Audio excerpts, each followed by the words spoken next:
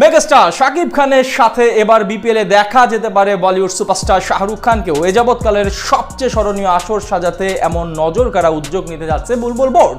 IPL এর আমেজ ধরতে আসতে চলেছে আরো একাধিক চমক, যেখানে বাড়তে পারে আরো 2টা দল, বাড়তে পারে ভেন্যুর সংখ্যাও। বিপিএল এর জমকপূর্ণ আসর তৈরি করতে নয়া সভাপতির এমন পরিকল্পনা নিয়ে বিস্তারিত জানবো প্রতিবেদনে।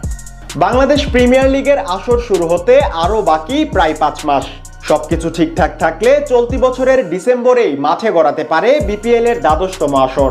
এরই মধ্যে দেশের ক্রিকেটে আলোচনার হট টপিকে পরিণত হয়েছে বিপিএল। কেননা আইপিএল এর আমেজে বিপিএল কে মাঠে নামাতে ইতিমধ্যেই একাধিক নজরকাড়া উদ্যোগ নিয়েছে নতুন বিসিবি প্রধান আমিনুল ইসলাম বুলবুল।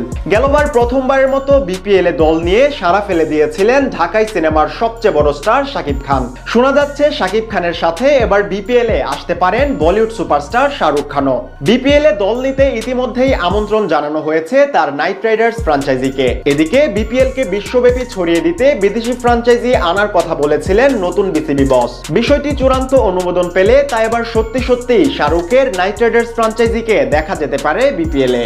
এর আগে মাঠ এবং মাঠের বাইরের একাধিক বিতর্কিত ঘটনায় খবরের শিরোনাম হয়েছিল সবশেষ বিপিএল। ক্রিকেটারদের পারিশ্রমিক থেকে শুরু করে মালিক মহলের বিতর্কিত মন্তব্য, এছাড়াও নানান অসঙ্গতি নিয়ে আঙুল ওঠে বাংলাদেশ প্রিমিয়ার লিগের 11তম আসরে। সেসব থেকে শিক্ষা নিয়ে নতুন বিপিএল এর পথে হাঁটছেন বর্তমান বোর্ড সভাপতি বুলবুল। সেই লক্ষ্যে এবার একাধিক নতুনত্বের ছোঁয়া আনতে যাচ্ছেন তিনি। গেলবার পেমেন্ট ইস্যু নিয়ে বিতর্ক জন্ম দেয়া দুর্বার রাজশাহী ও চিটাগাং কিংসের পরিবর্তে এবার বিপিএল এ আসতে পারে আরো 2টি নতুন ফ্র্যাঞ্চাইজি। ইতিমধ্যেই দল নিতে আগ্রহ প্রকাশ করেছে বেশ কয়েকটি প্রতিষ্ঠান। জানা গেছে নোয়াখালী অঞ্চলের জন্য আবেদন জমা দিয়েছে সায়ান গ্লোবাল নামে লন্ডন ভিত্তিক একটি প্রতিষ্ঠান। বিসিবির সবুজ সংকেত পেলে নোয়াখালী রয়্যালস নামেই মাঠে নামবে তারা। এছাড়াও এবারের বিপিএল এ অংশগ্রহণ করার আগ্রহ প্রকাশ করেছে বাংলাদেশি মালিকানাধীন ফ্র্যাঞ্চাইজি বাংলা টাইগার্স। প্রথমবারের মতো চট্টগ্রাম বিভাগকে প্রতিনিধিত্ব করার ইচ্ছা পোষণ করেছে প্রতিষ্ঠানটি।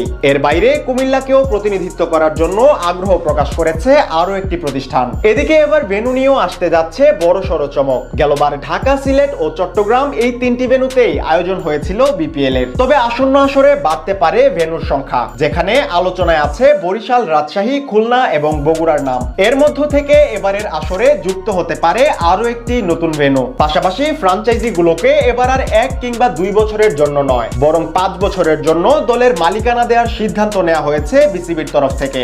এর ফলে বাড়বে দলগুলোর পেশাদারিত্ব, মাঠের খেলা হবে আরো গতিশীল ও জাঁকজমকপূর্ণ।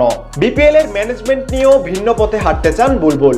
আন্তর্জাতিক মান বজায় রাখতে এবার ম্যানেজমেন্টের দায়িত্ব দেওয়া হতে পারে আইপিএল পরিচালনাকারী বিদেশি প্রতিষ্ঠানকে। তবে এখনই কোনো কিছু পাকাপোক্ত নয়, কিছুদিনের মধ্যেই বিষয়গুলো চূড়ান্ত করবে বিসিবি। তখন এই বিষয়ে স্পষ্ট ধারণা পাওয়া যাবে। শেষমেশ এমনটা হলে এবার বড় চমকই পেতে যাচ্ছে বিপিএল ভক্তরা।